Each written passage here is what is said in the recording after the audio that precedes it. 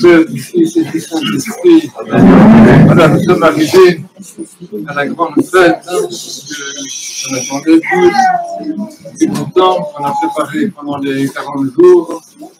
Et déjà hier, la plupart d'entre vous, vous étiez présents, vous avez participé à la célébration pour le réveil de Lazare. Et aujourd'hui, nous nous retrouvons et nous refaisons, nous revisons, nous actualisons ce qui est raconté par l'Évangile. Ici, l'Évangile parle d'une grande foule qui était venue pour retrouver Jésus. Et vous-même, vous formez une grande foule, enfin qui paraît grande parce que les lieux sont petits, mais quand même vous êtes assez nombreux et vous êtes venus de même, comme les gens de l'Évangile, vous êtes venus pour vous rassembler autour du Christ, présent dans son Évangile, présent dans son corps et son sang très pur, auquel vous allez, la plupart d'entre vous, communier. Donc ici, l'Évangile raconte exactement ce qui se passe, ce que nous vivons, ou plutôt ce que nous vivons, nous le retrouvons dans l'Évangile. Nous voyons que ça a sa source dans l'Évangile. Nous ne faisons pas autre chose que mettre l'Évangile en action, en acte, pas seulement pour le jouer, mais pour l'actualiser, le rendre présent dans nos vies et aussi pour le monde. Parce que s'il y a un endroit comme une église, même petite, où le peuple de Dieu se réunit de cette façon-là, autour du Christ, pour entendre sa parole, pour communier à son corps et à son sang, ce qui se passe à ce moment-là, ça fait du bien au monde. C'est ça qui fait reculer la méchanceté, la haine, la bêtise et la violence dans le monde. Chaque fois que ceci a lieu, chaque fois que le Christ est présent dans son Église, entouré de son peuple. Par contre, par le fait que vous y êtes venus, c'est extrêmement important. Vous êtes venus pas pour vous-même, vous êtes venus aussi pour le monde et pour le monde d'aujourd'hui. Et effectivement, quand nous entendons cet évangile, quand nous savons que ça se passe à Jérusalem, nous ne pouvons pas ne pas penser à ce qui se passe dans ces pays-là. Et le Christ entre comme roi de la paix, comme roi de douceur, comme un roi sans pouvoir, en toute humilité, en toute faiblesse, prêt à tout supporter les autres. Et il entre dans une ville qui est aujourd'hui dans une région, la région de la Terre Sainte et de la Palestine, qui, comme vous savez, est déchirée absolument par la méchanceté, par la guerre, par la violence et la cruauté sous toutes ses formes. Donc c'est insoutenable pour nous quand nous commençons à penser à ça. On dit comment est-ce qu'on peut célébrer, comment est-ce qu'on peut se réjouir, alors que dans la même terre, au même endroit, dans les lieux où le Christ a marché de ses propres pieds, se passe exactement le contraire de ce qu'il a voulu. Et ça, si vous voulez, ce paradoxe est insoutenable pour nous si nous y pensons un peu. Et nous disons, mais comment je le fais? Vous savez, c'est comme des personnes qui regardent la télévision avec des horreurs en mangeant une glace devant la télévision.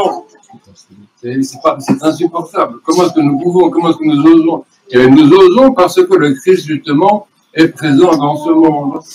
Le Christ est présent dans ceux qui souffrent, il souffre dans ceux qui souffrent, il est humilié dans ceux qui sont humiliés, et il est mis à mort dans ceux qui sont mis à mort. Il est venu pour ça. Quand il entre dans Jérusalem aujourd'hui, c'est justement pour adjuver la condition humaine telle qu'elle est. C'est pas pour changer le monde de l'extérieur comme un roi politique qu'on aurait voulu qu'il soit, mais c'est pour transformer de l'intérieur en injectant en quelque sorte dans le monde une douceur, une humilité et une vraie humanité qui est la sienne. Donc ça, si vous voulez, nous devons savoir ça à l'esprit quand nous voyons les actualités, quand nous suivons sur les médias ce qui se passe dans le monde, ayant conscience que le Christ est présent. Il est l'amour humilié, il est l'amour crucifié, il est l'amour violé, il est l'amour dominé, il est l'amour exclu. C'est lui.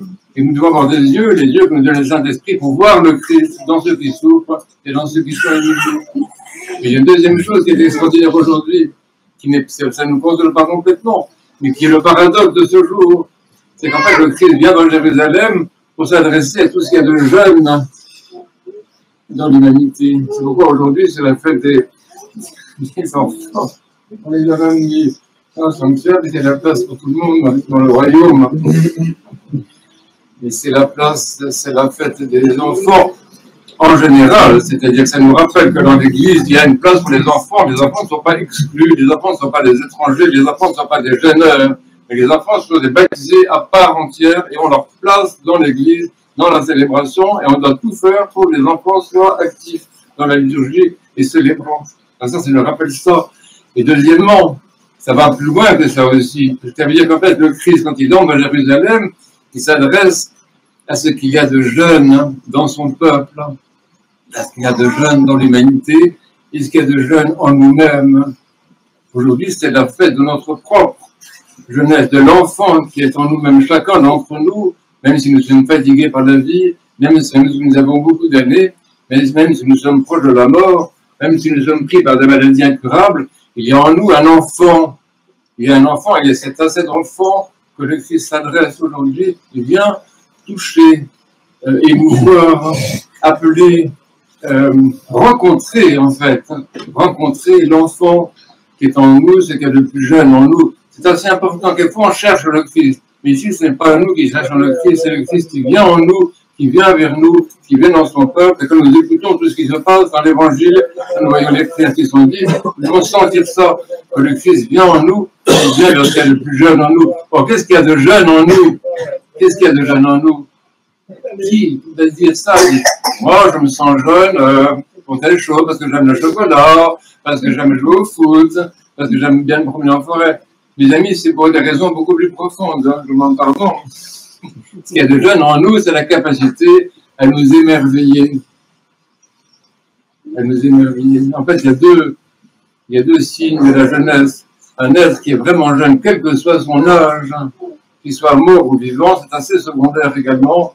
Ce qui fait la jeunesse de l'homme, ce qui fait la jeunesse de la personne, c'est sa capacité à s'émerveiller, et c'est sa capacité à éprouver de la compassion pour ceux qui souffrent. Donc le Christ s'adresse à ça. Le Christ s'adresse à ce qui en nous est capable d'émerveillement. Et nous émerveillons devant quoi? Devant le visage de nos enfants, devant la beauté des gens qui nous entourent, devant la beauté de la création, la beauté du monde quand même. Dans un monde qui est saccagé par les guerres, il y a encore cette beauté de la création. Une chose extraordinaire, c'est que la beauté de la création résiste, hein. N'est pas complètement vaincue par l'horreur du mal. Et même on voit dans certains endroits qui ont été dévastés par les bombes et par l'horreur, on voit des plantes qui arrivent à pousser, on arrive des animaux qui arrivent à subsister, des espèces animales. À Tchernobyl, par exemple, des chiens, des meutes de chiens qui ont réussi à se reconstituer. Nous voyons partout ces victoires de la vie, nous voyons la jeunesse dans les arbres, la jeunesse des pousses. Et cette année, justement, grâce à Dieu, nous ne célébrons pas très tard, d'une certaine façon, parce que nous ne célébrons toujours pas qu'après la Pâque juive. En fait, nous ne célébrons pas qu'au moment où, justement, les feuillages rayonnent le plus. C'est une coïncidence admirable entre la célébration pascale et le monde cosmique. Donc, tout ce qui est de jeune, la jeunesse des animaux. Vous avez entendu dans l'Évangile, qu'est-ce que prend le Christ? Il ne prend pas un vieil âne comme ça, non. Il prend un ânon, un bébé âne.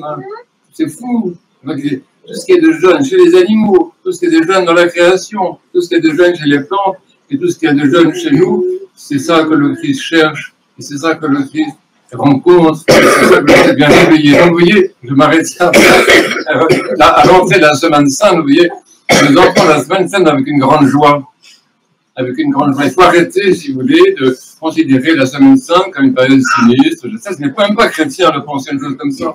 Parce que la Semaine Sainte, c'est la semaine dans laquelle on s'émerveille de quoi? De l'amour que Dieu a pour nous. Au début du carême, je vous le disais, qu'est-ce qui est extraordinaire dans la vie? Qu'est-ce qui est extraordinaire dans l'Église? Qu'est-ce qui est extraordinaire dans l'orthodoxie? C'est que nous sommes aimés de Dieu. Nous sommes aimés de Dieu. On va l'écrire sur les murs, il y a de la place encore sur les murs. Nous sommes aimés de Suntem, Yubit, de Domnezeou. C'est ça qui est important, c'est ça vers quoi on va. Et c'est ça qui nous émerveille. Parce qu'on dit s'émerveille, mais de quoi? Eux, on fait eux, comme ça pendant 3 heures, mais il y a quoi faire eux? Il y a une réponse à la question. On s'émerveille de l'amour que Dieu a pour nous. Parce que quelqu'un qui vient dans le monde comme ça, qui donne sa vie pour ses amis, qui monte sur la croix, qui pardonne à tous, qui appelle à tous à pardonner, qui plaide même pour ses ennemis, c'est quelqu'un d'extraordinaire. Et ça nous émerveille, vous voyez. Et que personne d'entre nous ne sorte aujourd'hui de l'Église sans avoir éprouvé d'émerveillement. Que personne ne vive comme chrétien dans sa vie sans s'émerveiller. Que personne d'entre nous ne vienne communier au corps et au sang du Christ sans émerveillement, avec des larmes d'émerveillement. Des larmes d'émerveillement. Ça vous est arrivé certainement. Vous êtes émerveillé, vous avez des larmes qui coulent. Tellement vous trouvez ça génial, et beau, et profond, et vrai. Les larmes d'émerveillement. Les larmes d'émerveillement, elles jaillissent, comme on dit en romain, ils ont leur source dans justement ce qu'il y a de plus pur en nous, ce qu'il y a de virginal en nous, ce qu'il y a d'innocent en nous. Mais oui. David, dans son psaume, dit ça. Dieu, à un moment, il dit, à cause de l'innocence qui est en moi. C'est extraordinaire. David, qui avait fait assassiner quelqu'un, ça dérange un type horrible. Eh bien, il a dit à Dieu, à cause de l'innocence qui est en moi, pardonne mon péché. Donc il y a dans chacun d'entre nous, même les plus déchus d'entre nous, parmi les tyrans qui exploitent la planète, hein, même chez eux, il y a un enfant innocent qui dort. Et c'est pour ça que nous ne désespérons pas du monde. Alors, on a des gens les pires, les plus déchus, les tortionnaires de l'humanité. Il y en a quand même. Il y en a quand même des tortionnaires de l'humanité. Même en eux, il y a un innocent qui attend le Christ, qui attend que le Christ vienne le toucher et le réveiller, le faire jaillir. Donc en fait, nous, qu'est-ce qui nous rend jeunes? C'est l'émerveillement, oui. C'est la compassion pour ceux qui souffrent, oui. Et c'est aussi l'espérance, vous voyez, l'espérance. Qu'est-ce qui fait le chrétien dans le monde? C'est que c'est un peuple qui ne connaît pas le désespoir. C'est un peuple qui ne connaît pas le découragement. C'est un peuple qui ne se suicide pas. C'est un peuple qui ne croit pas au pouvoir de la mort. C'est un peuple qui résiste par l'amour, par la compassion, par la douceur, par la patience, par l'humour, si possible, et par l'espérance. Par l'espérance. On pense à ces choses-là ici, surtout que chacun, pendant la suite de la liturgie qu'on va prendre maintenant, que chacun cherche dans son cœur ce qu'il y a d'innocent. Cherchez, chacun d'entre vous. Je ne regarde personne, je regarde là aussi. Que chacun regarde dans son cœur et dise oui, effectivement, il y a un endroit, moi je sais qu'il y a en moi un endroit tout doux, un endroit tout calme, un endroit tout innocent, un endroit sans violence, un endroit tendre, un endroit patient, un endroit qui ne juge pas, un endroit pur, un endroit où personne n'est jamais entré, un endroit virginal. Personne n'est entré dans cet endroit de mon cœur si innocent et si pur.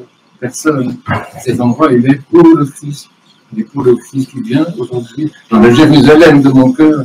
Dans la Jérusalem de mon cœur. Et il vient, et à l'intérieur de moi-même, il y a des puissances qui disent ça, qui disent béni, béni soit celui qui vient au nom du Seigneur. Béni es-tu, ô Christ, qui vient dans la Jérusalem de mon cœur, rencontrer l'enfant qui t'attend. À Dieu soit la louange. Amen.